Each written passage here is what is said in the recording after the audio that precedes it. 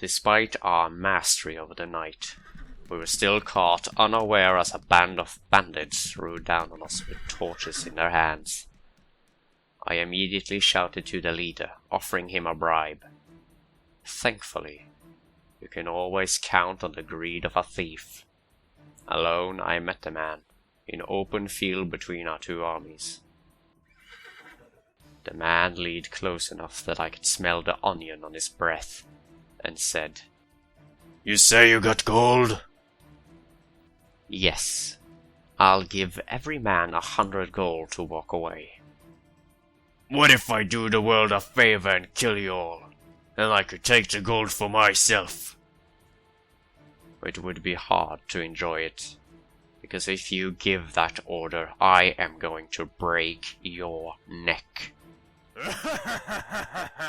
The rogue leader laughed. Obviously, my thin frame didn't impress him much, but there was something about my undead half that this rogue did not know. I reached up with my dead right arm and I grabbed his wrist. With a simple twist, I broke the thug's arm. After that, I only had a few seconds before his companions attacked. So I dragged the leader from his horse and closed my fingers around his neck. My undead flesh is far stronger than it appears, I whispered as I crushed the bandit leader's neck and dropped his limp body to the ground as the battle began.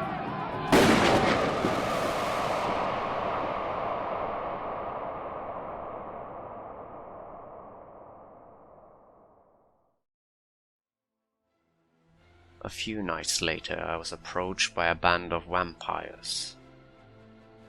They had noticed an absence in the druid's energy and was driven by the negative energies of the undead. They were offering themselves to join my campaign for revenge. Obviously, I had no love for the bloodsuckers. Yet, I could not deny their usefulness. Hesitantly, I accepted the offer.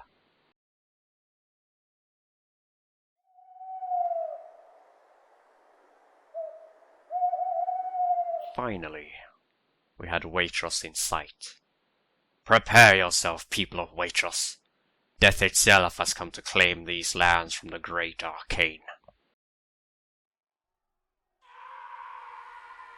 The smoke rising from the charred remains of Waitrose, threatening to obscure my vision of the stake in the center of town. I put it in the same place with these people that tried to burn me months ago. This time, however, the commander of Waitrose was tied to it. "What is your name?" I asked, raising my voice to be heard over the screams of the dying.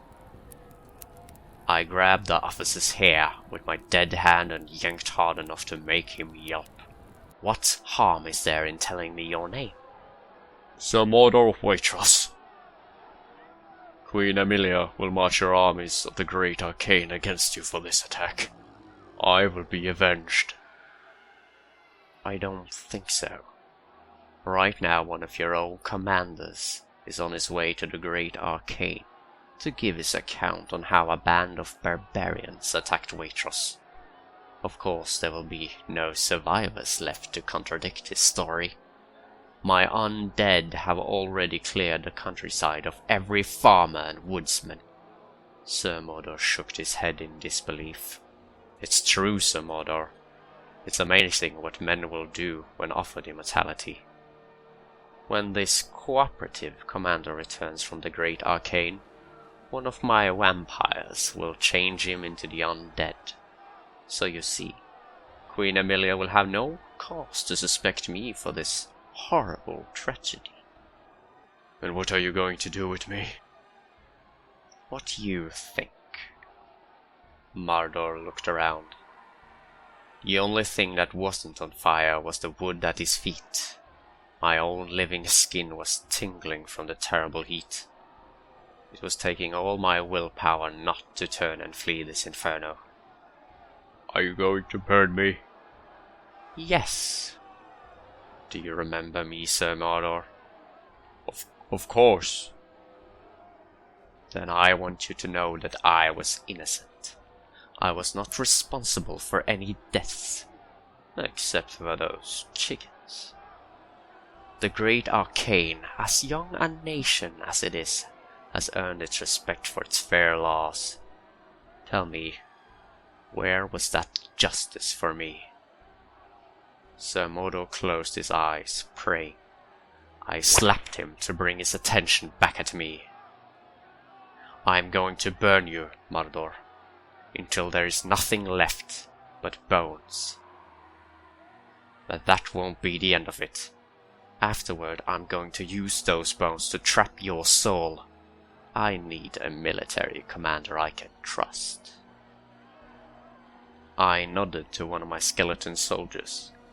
The creature held a torch to the pile of wood at Sir Mordor's feet, and stepped back as the flames took life. I'll be seeing you again soon, I said, turning my back as Mordor's screams joined the rest.